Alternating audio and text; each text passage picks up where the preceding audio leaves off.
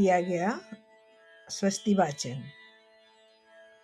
स्वस्तये वायुमुपब्रवामहै सोमं स्वस्ति भुवनस्य यस्पतिः बृहस्पतिं सर्वगणं स्वस्तये स्वस्तया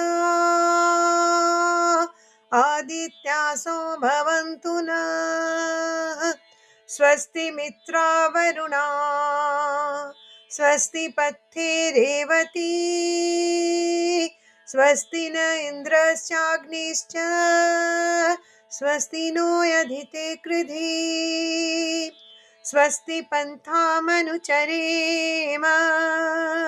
सूर्या चन्द्रमसा विव पुनर्दधताग्नता जानता समगमे मही जानता समगमे मही।